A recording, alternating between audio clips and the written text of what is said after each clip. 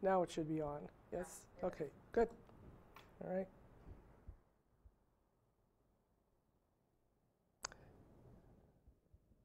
All right, let's get started. All right, so welcome to the third Shared Resources Core U54 Research Design and Analysis seminar series of the year. This time, I'm Jill McCoska. I'll be presenting the first part of the talk, of the workshop. And the entire workshop is devoted to sequencing data sets, types and analytic approaches. And we'll talk, first of all, about how sequencing is done and how we're doing it through the Genomics Core, which is part of the U54 Shared Resources Core. I'll be presenting that part. My name's Jill McCoska. I am a co-PI of the U54. I'm at UMass Boston. I'm a distinguished professor of science and mathematics and the director of the Center for Personalized Cancer Therapy, and also the director of the Genomics Core at UMass Boston. So I'll present the part about what is sequencing and what can the Genomics Core provide in terms of sequencing services. The second part will be presented by Dr. Karosh Zering-Halam. He's an associate professor in the College of Science and Mathematics, also at UMass Boston. So let's start. So the Genomics Core was actually started as part of the Center for Personalized Cancer Therapy, and it is now a part of the Shared Resources Core in the U54. I direct it. It's on the 4th floor of the Integrated Science Complex at UMass Boston. And the manager is Susan Padalano, a graduate of UMass Boston, who is actually the main point of contact for services in the Genomics Core. Okay. So we'll talk first about what is Nextgen Sequencing and what can it do. So in general, Nextgen Sequencing can do a lot of things. We don't do all of this in the Genomics Core, but the possibility is there to do it. So we can do transcriptome sequencing, which I will talk about, which is sequencing the RNA content of cells. Exome sequencing, which I will talk about, which is looking at the coding regions of DNA that ultimately end up in transcripts, but we can identify those actually in the DNA before it's transcribed. Allele mining, when you're looking at gene variants. Metagenomics, where we're looking at kind of more larger, broader associations between sequences. Single cell genomics, which we do in the core. This is actually sequencing at the single cell level. Protein binding domain prediction, you can actually derive this from the sequences themselves. Larger phylogenetic and ecological societies, we actually have several people in the Department of Biology at UMass Boston who are doing just this through sequencing in the core. Epigenetics, we also have people doing epigenetic studies looking at heritable but reversible DNA modifications, and multiple genome sequencing, which also some people are doing within the core, as well as molecular marker discovery, which is something that actually I'm doing through sequencing, and you can think of this as looking for biomarkers that might be indicative of a cell state or perhaps a disease subtype. Okay. So what is next-gen sequencing? It's actually the methodology for DNA sequencing that was developed subsequent to Sanger-based sequencing. And when you think of DNA sequencing in its first iteration, this is probably what you're thinking of. Sanger sequencing relies on what we call the chain termination method for DNA synthesis, which stops with the nucleotides A, C, G, or T supplied to the reaction. And then these fragments or these sequences or molecules that are synthesized are separated through capillary electrophoresis.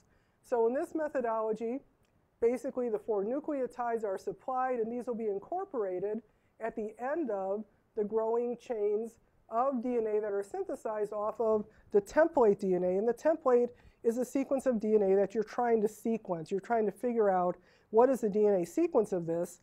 And it's called chain termination because when the next nucleotide is incorporated, the chain stops growing. And then you'll see these being resolved through gel electrophoresis by size. And you'll be able to see what that last nucleotide was in the chain. And then you can actually read the sequence based on that. So GAT, AAT, et cetera. And you'll notice that occasionally you see a smaller peak. Sometimes these can be about half the size, or you can actually have two peaks that look like they're about the same size. And that's telling you that at that position, some of the pieces of DNA in your sample have one nucleotide and the others have another nucleotide. And these are called variants. And actually, they can be very valuable when we're trying to look for reasons why perhaps tumors arise or other types of cellular dysfunctions arise. Okay. So next-gen sequencing is not based on chain termination technology. It's based on what we call massively parallel sequencing by synthesis, or SBS technology. And I'll go through this a bit. I won't get too much into the details because you probably don't really want to know that much about it. But in general, it relies on certain steps, and I'll go through these in more detail, where the DNA is prepared and it's made into what we call libraries. So the DNA has to be prepped a little bit differently and actually prepared for sequencing. It's then actually kind of amplified through a process we call bridge amplification and cluster generation in the sequencer itself. And then these are actually what is sequenced at the end result. So how we do this, and I'll get into the more molecular basis of how we do this. How we do this is in the Genomics Core is by using what's called Illumina-based next-gen sequencing. And that's provided using two different instruments. One is called the HighSeq 2500, and the other is called the MySeq. And actually, this is a lot smaller than this instrument, so the sizing isn't quite accurate. But in general, this is used for larger genomes, higher throughput. This is used for smaller genomes and more targeted sequencing. And I have a slide here that kind of explains that. I will tell you it's a tad out of date, and I'll explain why in a minute. But basically, the HighSeq instrument has two modes. One is called high output. The other is called rapid mode. In high output, you get deeper sequencing in general. It does not take 12 to 14 days. They modified it. It takes 5 or 6 days. So this number is about twice as high as it really is. But it does take about a week. So the instrument will be running for about a week doing your sequencing job. The other mode it has is called rapid mode.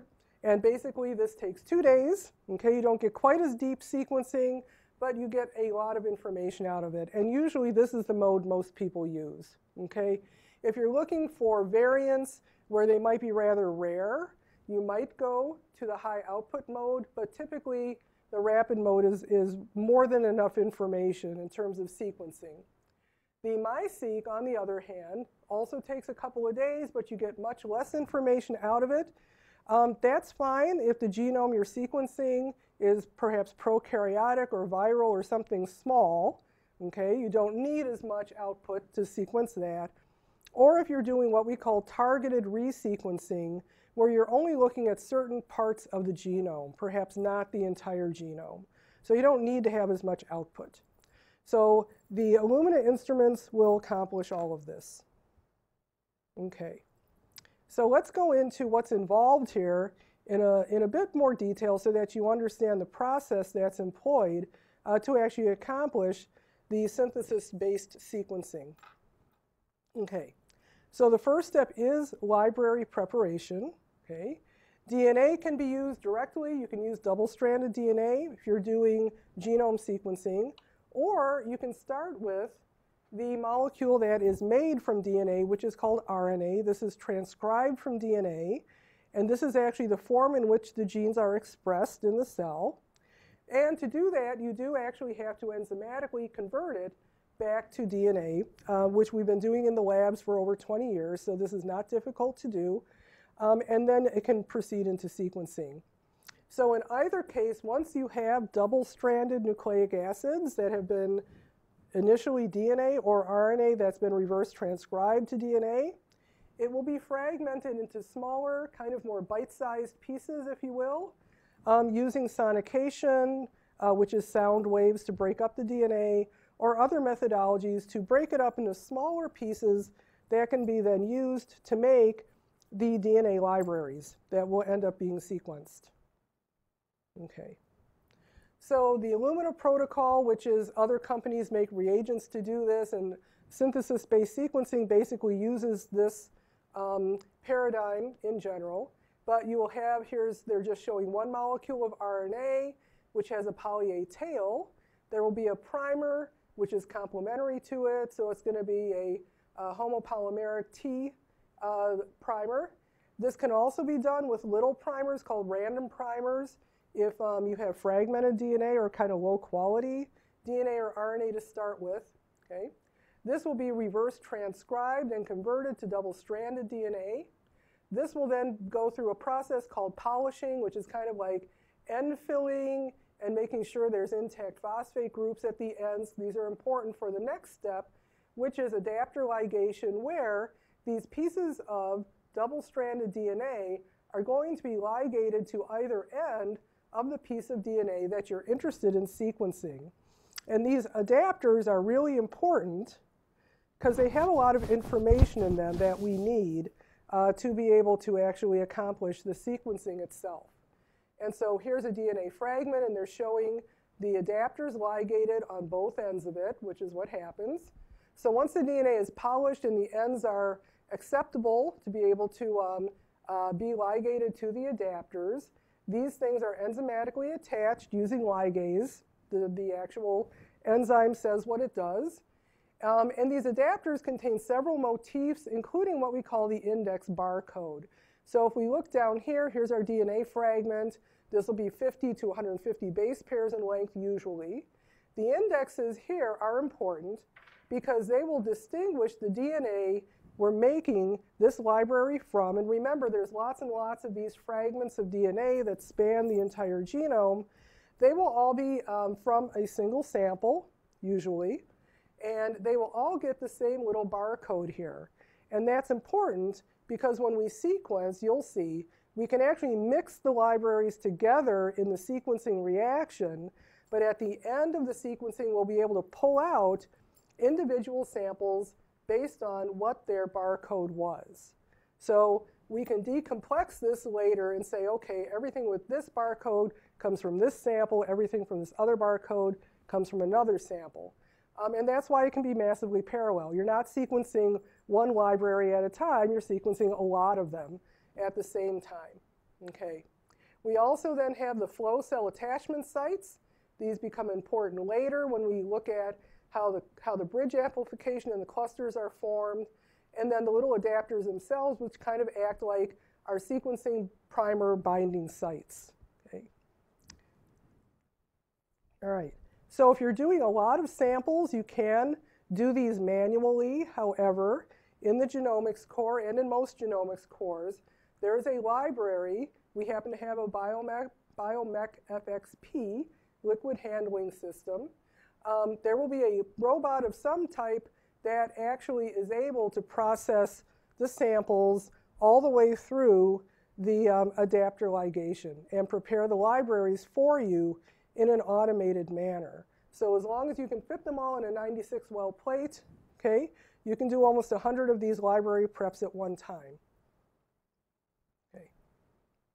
So that's library preparation. Then the second step that's involved in synthesis-based sequencing is clustering. Okay. This will actually occur on the platform that the instrument uses for sequencing, both the MiSeq and the HighSeq, and it's called a flow cell. It looks like this. It has 8 lanes. We call these lanes kind of like a racetrack. Okay? And each lane is actually a channel that's coated with a lawn consisting of 2 types of oligonucleotides, either P5 or P7. And if you look back to the adapter, the lawn is going to be able to bind to one of the 2 ends of that piece of DNA that's in the library. Okay, depending on whether the lawn, it matches up with the P5 end or the P7 end. Okay, and you'll see that represented here. Here's our DNA fragment. This end is purple, this end is pink. That's because this has probably, we'll just call it P5, and this has P7. All right, so one of these ends will be attached to the oligos on the flow cell. And you can see here they've got little pink and purple ones all over the place. Right? And that's to tell you where these sequences are going to, or these libraries are going to start to attach themselves to the flow cell. All right. So an enzyme, which is called polymerase, will copy the library sequence, which is then washed away. The clones are copied through what we call bridge amplification. They actually form these bridge-like structures. And this will yield 2 copies of the desired sequence. So here the library gets amplified in the flow cell. And so this is going to provide us with a lot of template to be able to sequence. This is repeated millions of times. All the fragments are clonally amplified. Okay? So clustering involves this process. So then the reverse strands are cleaved off, the 3' ends are blocked, and sequencing will commence from the first attachment site or terminus. Okay? So once all the forward strands are sequenced, the 3' end is deprotected, and now the other end of the molecule is going to be sequenced. So we'll end up sequencing each molecule, so each member of the library, in both directions, because DNA is double-stranded. So usually if it's paired end, we're sequencing both strands. If we're doing single end, you might just do one strand or one direction and call it quits. However, if you do both strands, you will get more information, and it will actually kind of act as a way for you to determine the accuracy of your sequencing, because you'll be able to detect whether you had perhaps sequencing mistakes, which don't happen often, but there is a certain low percentage of the time where they do happen. Okay. So usually it's paired end. You do from both ends, and you'll end up getting sequences going in the parallel and anti-parallel directions. Okay. So the way that that's done, or at least in one direction I'll show you, is like this. We have this end, this could be P5 or P7, this is attached to the flow cell, and so our little DNA insert is sticking up like this, okay? There's a primer on the other end, right? The other adapter is sticking up there. So a primer will attach, and then kind of in a sequential manner, the nucleotides that are complementary to the template will come in and find the complementary nucleotide. Here it's going to be G, because G is complementary to C. That will attach. The nucleotides that didn't bind are washed off. The machine reads it. Okay, it knows that orange, because these are all fluorescent, goes with G. And as it's building the sequence, it'll say, now we have A, G, T, G. Then this will all happen again. And this time, the next one to come in will be A. And that will bind, the rest get washed off, and it'll be A, G, T, G, A. And so there's no termination here, unlike Sanger. So this whole thing will be sequenced and read by the machine in its entirety, okay, in both directions. All right. So in a nutshell, there's actually more to it than that. I'm giving you like the very cut down, bare bone version of how synthesis-based sequencing occurs. But that's going on in a massively parallel fashion inside the HighSeq, or maybe in a smaller fashion inside the MySeq. Okay. So in the Genomics Core, I'm going to just describe to you the services we offer now. We're always open to offering new services. And so if you have a particular type of sequencing you want to do, we will be happy to try to do it, okay? We learn through doing. So what we have done thus far revolves around RNA or DNA sequencing, as you might expect. For RNA sequencing, we've done whole transcriptome sequencing, where RNA is purified from cells, converted to DNA and sequenced, which is basically what I just showed you. That's mainly the thing we do, okay? However, we have done other things too. We've done DNA sequencing, including de novo sequencing. This is when we are sequencing the genome of an organism, and perhaps it's the first time that organism has been sequenced. So even though we are in the 21st century, you might think that every organism on Earth has a consensus sequence that somebody somewhere has developed. That's actually not true. And so there are a lot of things out there that are either partially sequenced or not sequenced at all. And so that's much more involved, but it is possible to do, and we can do that in the core. We also do what we call exome sequencing. Sometimes it's called exome capture. And this is where from the actual DNA sequence, you pull out the portions that correspond to coding sequences that will be transcribed into RNA. So you're actually trying to interpret what the gene expression will be from that piece of DNA without going through the RNA intermediate step. Okay. And there are different subcategories of services we offer within these, as I'll show you. Okay. So let's start with DNA sequencing with exome sequencing or exome capture. So in this kind of sequencing, you will have your genomic DNA, right? That will be broken down into pieces, okay? Because the idea here is to isolate the coding regions of DNA. So this will be broken down into pieces.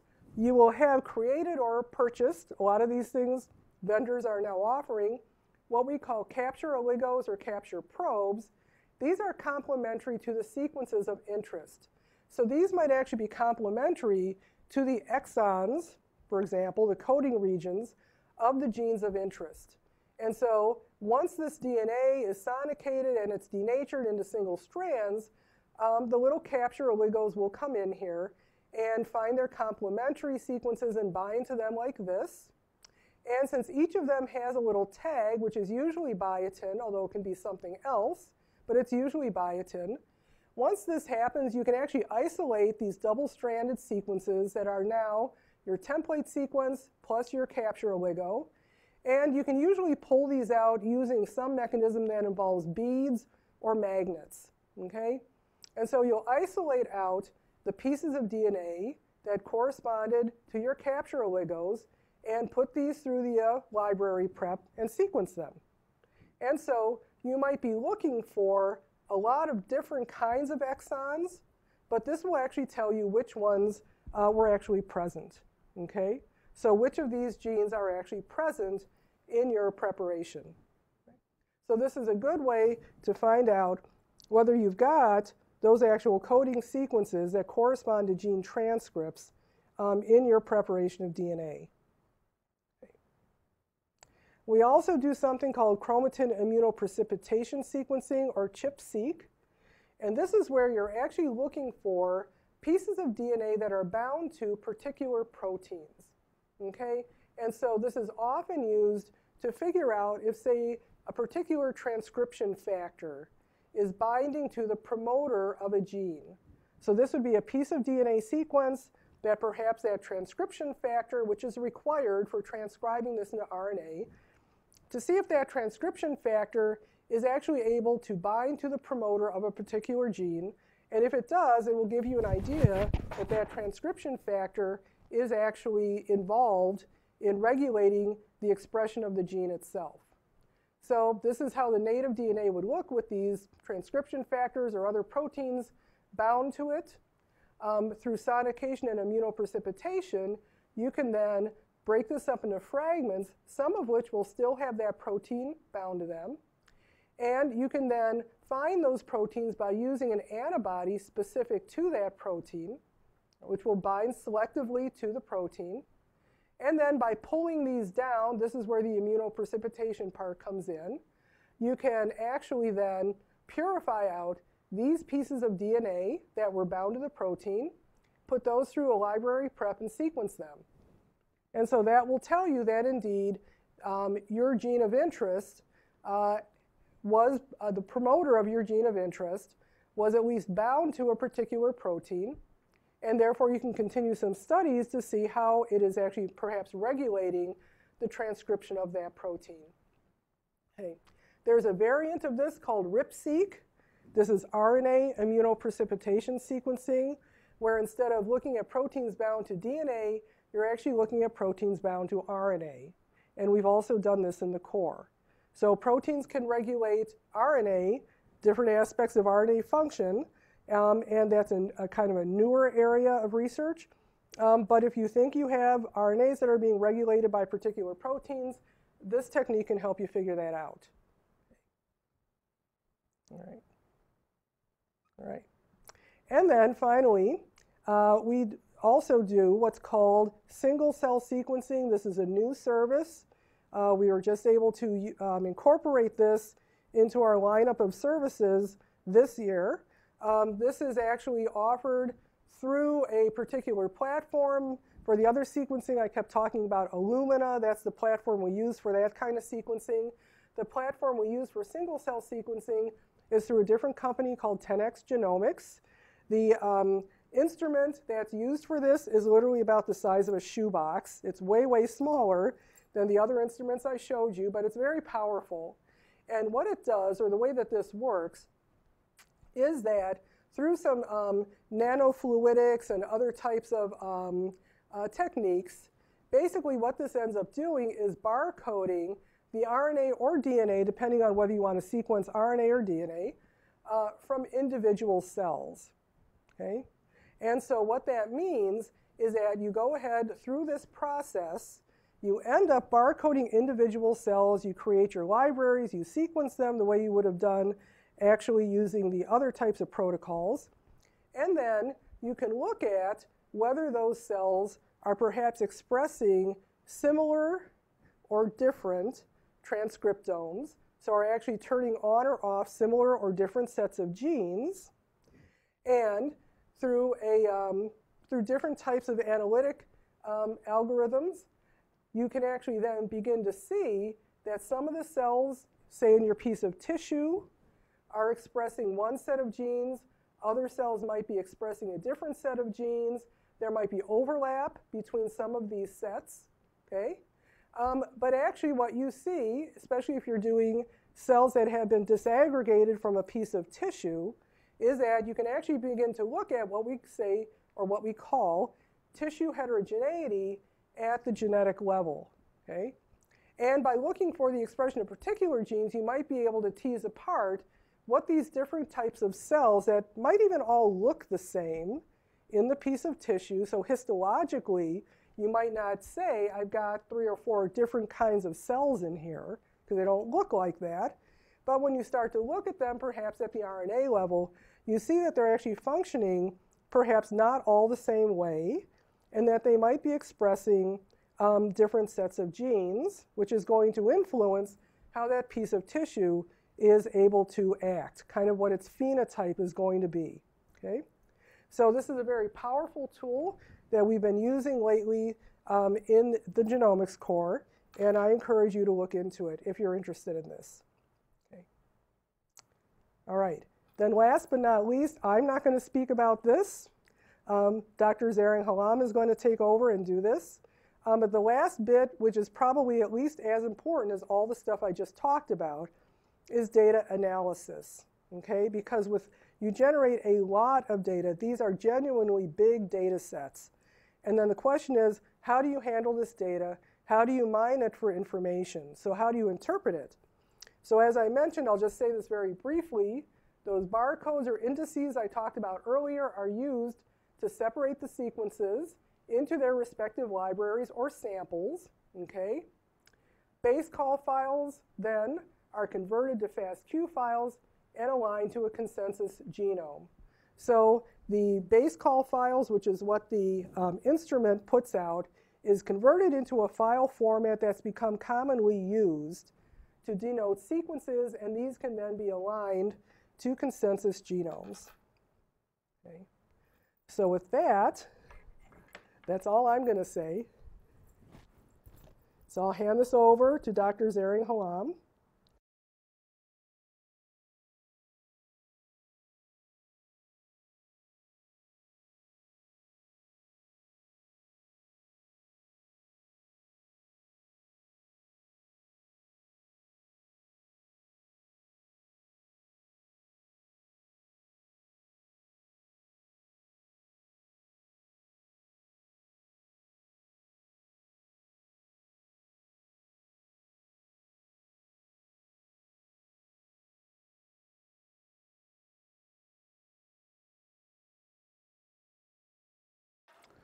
All right. Thank you, Jill. So my name is Kurosh Sarankalam from the Department of Mathematics. I'm a computational biologist. And I'm going to pretty much pick up where Jill left off. I'm going to focus this talk mostly on RNA sequencing. A lot of steps that I'm going to explain are common between RNA and DNA and chip. RNA is a bit more involved because of splicing, so we will be focusing on RNA in this talk. And I'm keeping the talk at a very high level, skipping some of the mathematical details. And my goal here is to give you a practical pipeline. So I'll start the talk with a very brief introduction of RNA sequencing, and I'll discuss the three central themes of RNA sequencing data analysis. Then I will present the steps of a pipeline at a very generic level that can be used for any pipeline. But then I will focus on a very specific pipeline that is tested and trusted, and my group uses as well. It's a HighSet pipeline. And I will end the talk with a brief discussion of further downstream analysis after the data processing has been done. So as Jill explained in great detail, RNA sequencing typically starts by isolating RNA from biological sample of interest. Could be cells, could be tissues. When the total RNA is extracted, it's important to notice that roughly 90% of this is going to be ribosomal RNA. And the protein coding genes are 1 or 2%. So if you're interested in protein coding genes, you have to select for them using different isolation and protocols. Particularly for protein coding genes in eukaryotes, we could use poly-A selections, select for the poly-A tail. If you're interested in long non-coding RNAs as well as protein coding genes, we may choose to do ribodepletion because some of the non-coding RNAs may not be polyadenylated. If you're interested in small non-coding RNAs, then we do site selection. If in prokaryote, the ribodepletion might be the only viable way to select for protein coding genes as well. But once the subset of interest has been isolated, then RNA is converted into cDNA fragments, and the adapters are ligated, and following amplification, the library is ready for RNA sequencing. Okay, so here is a big overview roadmap of RNA sequencing. It can be roughly divided into three broad categories. Pre-analysis category, core analysis category, as well as post-analysis category. So the pre-analysis category is mainly concerned with preparation and quality control and the actual design of experiment for sequencing. This step is quite important because it impacts the subsequent categories. In particular, the type of question that we can answer heavily depends on this pre-analysis step. Again, I'm not going to focus too much about it, but a few words. There is no best sequencing option. It entirely depends on the goal of the project. For example, you may choose to do cheaper, short, and single-end sequencing if the goal is to just quantify gene expression. That totally suffices. But if you're interested in isoform detection, novel isoforms, then probably we have to do paired-end sequencing. The depth of the sequencing, the type of the sequencing that is performed is also an important factor. Again, for quantifying abundance, maybe we don't need to sequence too deep. We don't need to generate too many sequences.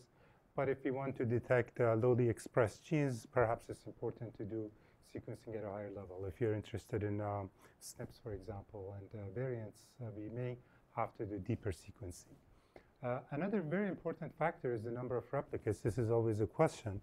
The number of replicates depends on the biological variability and the technical variability of the RNA sequencing. There is no unique answer of how many replicates we need to do.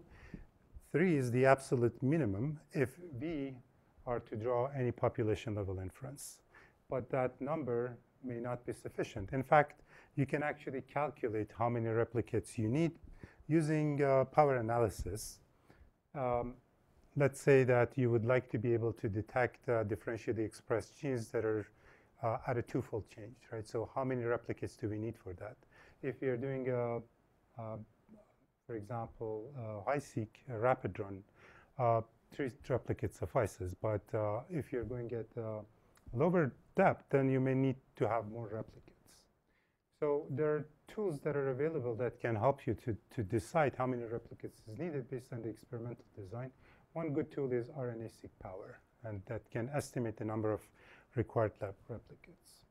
So again, this is the pre-analysis step, but I'm going to focus on this part, the core analysis, which is the actual processing of the data. Once we get the data out of the sequencing, how do we quantify the transcript abundance and perform differential expression analysis if that's part of the goal. Also briefly touch about post-analysis, which is interpreting the results. After we get the transcripts and differentially expressed genes, we have to connect them with known knowledge, try to discover new biology. This is done perhaps in the best way with a collaboration between the bioinformatician and the biologist. And there are many tools available that facilitate that type of analysis. All right, so core analysis. So core analysis has 3 main themes in RNA-seq. So there are these basic main themes of core analysis of RNA-seq. Reference transcript mapping, genome-based transcript mapping, and reference-free mapping. So if the goal of the analysis is to quantify transcript abundance and perform differential expression, and if the transcript of the organism of interest is well annotated, you may choose this approach. This is very fast and very easy. You don't need to use gapped aligner and spliceable aligners. You just take your reads, map them to the transcriptome, and follow this pipeline. However, if the transcript is not well annotated, or if the transcript is annotated, but we're interested in novel isoforms, we don't do this. We map the reads to the genome, and we try to assemble the transcripts. That way we can detect new transcripts and perform differential expression analysis. The third type of analysis is when the genome or transcriptome of the organism has not been sequenced. Or if it is, but we still choose not to use a reference. For example, if we're interested in SNPs, this is very popular to use reference-free alignments. However, the most common use case is the middle part. Most of the experimental setups follow this middle part.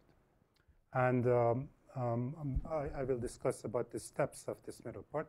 These are the very generic steps of any pipeline that we can use to map the reads to the genome. And it starts typically with the raw reads that you get out of the sequencing machines, FastQ files. So what we do is that we first do some sanity checks and quality control to make sure that the integrity of the FastQ files has to be checked, the quality of the reads, the adapter contents, the sequencing bias, and so on and so forth. Once we pass some basic quality control check, here's the main part of the aligning the reads to the genome of interest. And once the reads have been aligned, certain file types are generated called SAM or BAM files. We take those files, and from those we create these tables of transcript abundance. This can be done at gene level, transcript level, isoform level. And there are various measures of quantifying transcript abundance. The widely used ones are FPKM, RPKM, CPM. And following transcript abundance, if you have multiple samples that we would like to compare, we do something that is called differential expression analysis. It is worth mentioning that significant amount of effort has been put into each one of these steps. For example, sophisticated aligners have been developed that map the short reads to the genome or transcriptome. These topics are a bit advanced and are studied in computational biology courses. Quantifying differential expression uses a lot of different statistical techniques. There are lots of different methods that we can use to do differential expression. Requires advanced knowledge of a statistical technique, so it's good to consult a statistician or bioinformatician for performing such analysis. these are not fully automated yet. I mean, there are automated pipelines, but one size doesn't fit all. So depending on the analysis, you may have to do some of these manually, actually. Most often, you do have to do this manually. Okay, so these are very generic steps that can apply to any pipeline. I'm going to talk about each one of these steps a little bit. So this is what comes out of the sequencing machine, BCL file or already demultiplexed FASTQ files. So you get these FASTQ files out of the core, and these FASTQ files, you put them somewhere in your server or your high-performance computing. And if you're doing, for example, paired-in sequencing, you will get paired files like this per run that contain things like this. L, that refers to the lane, read 1, read 2, some index, and some other information, .fastq. So what's a fastq file?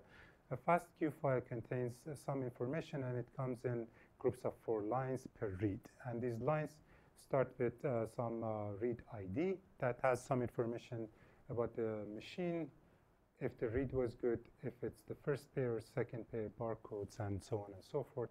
The actual thing that has been sequenced, an optional line, normally left blank, and this quality score that shows the quality of each base in a scale that is called Fred. So there are 2 types of Fred quality score. One is Fred 64. That is used for older machines, but newer machines use Fred 33 quality scores. And so this information in the FASTQ file is quite valuable. So for the quality control, what we do is that we take our FASTQ files and we pass it through some quality check. One of the best tools for this is FastQC, and there is multi-FastQC as well. So what it takes as input are your FASTQ files, and it generates a whole bunch of statistics regarding your reads. For example, the plot that you see over here is the Fred quality of your reads. So on the x-axis, you see the bases. Let's say the read length was 51 base, and it goes from 1 to 51. And it says for that particular FASTQ file that you pass through, this is the distribution of the scores in box plots. Fred quality below 20 is very problematic, so that's unreliable. Above 30 is okay, so you want to be in the green zone. Sometimes what happens is that for longer reads closer to the end, the quality decreases. But for shorter reads, typically that's no problem. So this is a common picture that we do see, that most of the reads pass the basic quality score. So that's good. That's a good sign. If there's a problem, you will see it right away. And then that kind of the reads have to be addressed, filtered out of the FASTQ file before alignment. Other type of information that is produced is per base sequence content. So what you would like to see is roughly the same sequence content. Typically what happens is that at the beginning of the sequence, there might be, due to primer bias, more of one nucleotide versus the other. So the quality doesn't pass, so you see a cross. This is not a big deal. So if you see something like this, typically what you do, you trim a few bases from the beginning of your reads before you perform the alignment. And one important thing that we need to pay attention to in this quality control is the adapter content. So as Jill explained, so when you have your fragment, these fragments are ligated with adapters. So by this, I mean the primer and also the complementary to the oligos, everything I'm calling an adapter here. At both the 5' and 3' end of the fragment, the stretch of sequence between the two is called the insert size. You have control on the insert size. You select this insert size. So let's say this insert size is 250 nucleotides. The sequence for paired end reads is sequence from both ends, from this end and this end. The length of the reads is, again, you can control. Let's say it's 50 or 70 nucleotides. So you go 70 nucleotide in this direction, 70 nucleotide in this direction. And the gap between these two is what we refer to as insert size. So it often happens that the insert size is not exactly as you expect. There is a distribution of the insert size. So it could be much shorter than 250 nucleotides, and these two reads may overlap. Even worse, what happens is that the read may actually continue to the adapter, and you sequence part of the adapter. And if that's that happens, then that read is not going to map anywhere in the genome. And you will see that in the quality plot for adapter content. So you see at the beginning of the sequence 5' there is no problem, but closer to the end of the sequence, you may see that the adapter content increases. So this is for a standard Illumina adapters. You can specify the adapter type. If this happens, then you're going to have to trim the adapter from the end of your sequences before the alignment parts. That's very important, and this happens very frequently. And there are very good tools for doing that. There is an online tool, Galaxy, that does that. But if you want to use command line tools, TrimGlore is one of the best. It uses this program called CutAdapt that cuts the adapter at the 3' end of your sequence. It has a library of the standard adapters. You can also provide the adapter to the program as well.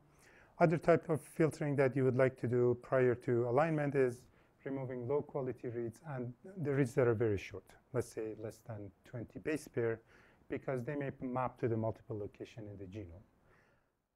Okay, so when we do our sanity checks and quality control, comes the core part of the pipeline, which is the lining. So I'm assuming we are using a reference genome here, and we have millions of reads in FASTQ format. So again, if these files are coming from DNA, you could use ungapped aligners. That's much simpler pipelines.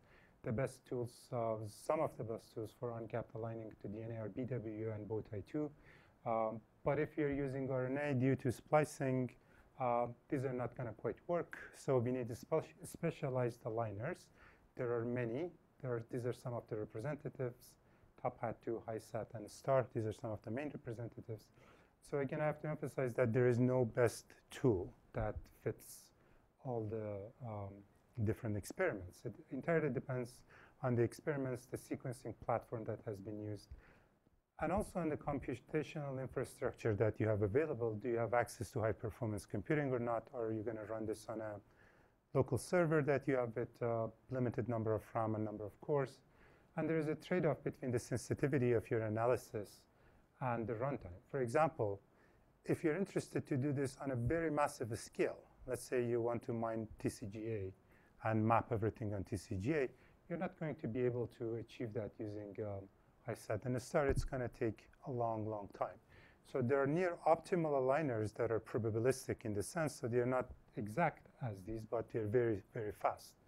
A very good one is Callisto, and that's where you want to use Callisto. But if you have only a few samples, let's say 12 samples, then these are just fine. These are exact aligners, perhaps a bit more sensitive than Callisto. And all of them are good. They have been benchmarked, extensively tested.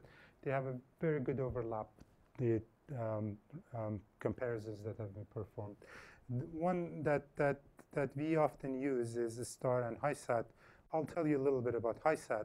HighSet is actually a complete pipeline of suite of tools that start from the very beginning, using the very raw sequencing FASTQ files, and it quantifies transcript abundance using HighSet, string tie, and quantifies differential expression using ball gown, and it outputs the expression level of your genes at gene level, isoform level, and also differentially expressed genes if you have more than one condition.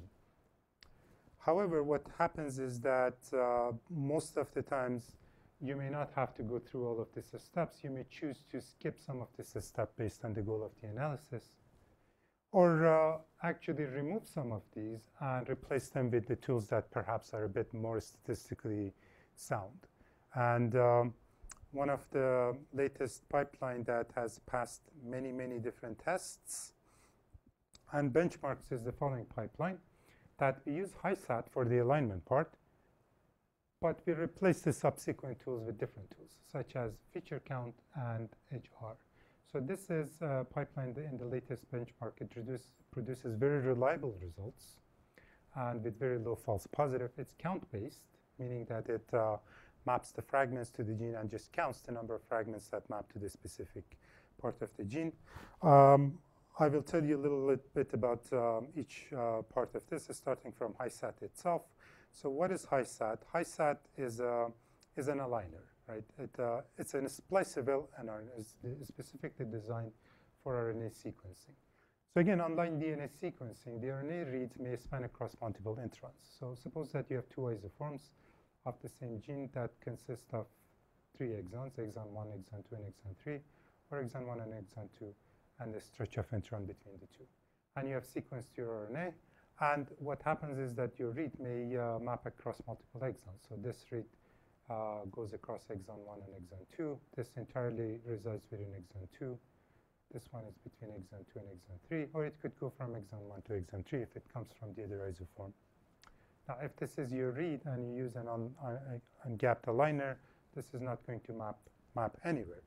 And typically, 30% of your reads are going to be of this type. So you will lose them if you use unspliced aware aligners. So Highside is aware of this splicing junctions. It actually builds a table of those. And, but in the background, it uses one of these ungapped aligners, which is bowtie, actually. The difference is that it generates much more indexing files than bowtie does. One main indexing file are thousands of small indexing files. So it indexes the genomes. These are lookup tables that allows it to rapidly look the genome where the read maps. And as a result, it runs at a much faster rate than bowtie. And it uses very little memory. It uses 8 GB of memory. You can run this on your local server. And for 100 million reads, which would be HighSeq, for example, rapid run, it takes about an hour to produce this, so which is pretty fast, actually, right? So let's say that you want to do this. So you take your quality control FASTQ files. So it's a bit of an ugly code. This is what you type into your high-performance computing in Apache script. It's very simple, actually. So you just type the name of the program and some command line options. How many cores you want to use. It's multi-threaded. This is the index genome, the splice sites, and your reads. The left, the read 1 and read 2 if you're doing paired end reads, and the output, right? So you run this, you wait an hour, and what comes out after this is alignment files. So what's an alignment files? These are files that are either in the SAM or BAM format. SAM is a text, BAM is a binary, not human readable. And what does it contain? It contains information of what happened to your read, right? So here is your read, and it aligned in a specific location in the genome, right? So it has the chromosomal locations, where it mapped, and if it mapped. And you can collect a lot of statistics about your alignment using these SAM files. So for example, how many of the maps were reads were uniquely mapped? So those are the good ones. How many of them mapped to multiple locations, right? How many of them didn't map? How many of them were properly paired? So all of these statistics can be collected from this SAM files. One of the best softwares for this is SAM tools. It's also a command line tool. Okay, so we have our alignment files. Things have been aligned, so what's next? The next step of the pipeline is that we take our alignment files and we try to quantify transcript abundance. So we have genomic features. These features are genes, transcripts, and so on and so forth. And we actually count how many of the reads map to a specific feature, right? So one of the best tools if you're using count-based methods is feature counts, right? So you pipe the output of the SAM files to this. So what does it do? It takes the SAM or BAM files and an annotation file of the location of the genes, and then very much like Highside, it's a command line tool. You just pass in your SAM file to this, and it produces the count tables like this. And it has the gene ID. So this is for toxoplasma, for example. And it has the chromosomal location, the start and end of the chromosome, which strand it mapped to, and the length of the feature, and the number of fragments that map to that specific location. So these are very raw counts. These are not normalized in any way, and they should not be used as a measure of expression. You have to do a lot of normalization on this to make it more meaningful. Okay, so how do we do that, actually? That's the last part of the pipeline. Again, there are lots of different tools. One of the best tools that is developed for this is an R package called HR, right? So it is typically used for quantifying expression and normalizing expression, and also differential expression. So it's a bioconductor R package that implements this statistical method called generalized linear model, and is suitable for multi-factor experimental design. And the main use of it is normalization and differential gene expression, right? And using this R package for differential gene expression this is very flexible. It can be used for any design. So for example, if the goal of this study is to compare case and control, if you have a case control study, for example, treated with a drug and not treated with a drug, you have 3 replicates of each and you want to compare these. So this is the simplest experimental design, a 2-factor group. Or you can have more complicated experimental design. You can have the 2 factors, but each can have a subtype, right? So it's a multi-factor. So for example, you have subtypes of cancer treated with drug and not treated with drug. You could include other factors such as drug dosage or many, many complicated things that can go into your experimental design. You can have paired comparisons. So for example, each sample comes with a paired match, right? So all of these are typically addressed in something that we call the design matrix that HR can handle. If you have a simple design, it's very straightforward. You can do it very quickly. But if you have a more complicated design, it can actually become complicated. You can get rank deficiency in your design. So I recommend consulting a bioinformatician or a statistician if you have complicated designs, or if you have batch effects, or if you have other confounding factors of your samples. HR can correct for all of those using this type of experimental designs, right? To use HR, unfortunately, you're going to have to write a little bit of code. If you know R, it's not too much. It's just a few lines of R code that you have to do. The start is just experimental design. This command actually normalizes the gene expression. This is what you get as normalized values of your genes. This is what you use for plotting. And then you normalize for library size. If you like, you can normalize for gene length that produce the RPKMs. After you have done that, you do this statistical test based on generalized linear model and your design to quantify the difference between your groups and the contrast of interest. And it will produce these tables for you at the end of the day for each contrast, the name of the gene or the isoform, the log-fold change, and p-value, and adjusted for multiple testing, from which you produce various informative plots, such as this plot that plots the log CPM count per million. This is the expression level. If the fold change is above certain, log fold change is above 1, so that's log fold change 2, and this is in the negative direction. And the color codes are the p-value. These are upregulated. These are downregulated. So you can do a lot of different tests. So you can do PCA type of analysis and so on and so forth. And so this is where typically the core analysis stops. So you generate a bunch of these plots and hand them to the biologist. And they have to make sense of it. And that's where the post-analysis comes in. So a little bit about post-analysis, just one slide. So what's the downstream analysis? So you take your differential gene expressions, differentially expressed genes, and you have to make sense of them, right? So you typically what you would like to do is to connect them with known knowledge, right? Most of the time what happens is that your top differentially expressed genes may point to interesting biology, so you'll see it right away. But if that doesn't happen, you have to do a little bit more. One thing that can help is enrichment analysis for GO-term gene ontology terms. I find them a little bit broad, actually. Sometimes they're useful. There are better things you could do. You could take your differentially expressed genes and map them to known pathways. So for example, you can use KEGG pathways for metabolic pathways, signal transduction pathways, and to some extent, regulatory pathways. Reactome has a lot of different pathways encoded in here. StringDB is protein-protein interactions, a lot of different databases that you can take your set of differentially expressed genes, map it to those, and see if you see any interesting pathways that is enriched in your differentially expressed genes. So these are called enrichment type of techniques. There are other type of things you could do that are a bit more sophisticated, such as active pathway inference. So with certain statistical significance, you can say that certain canonical pathway has been activated. or you can identify active regulators of the differential expression profiles. One of the best tools for this is actually developed by Ingenuity. It's a commercial software, unfortunately. You have to pay to use it. That identifies active regulators based on your differential expression profile. My group has also developed a free software that does this, that does the inference. So you provide a network. This network, so we have a web interface for it.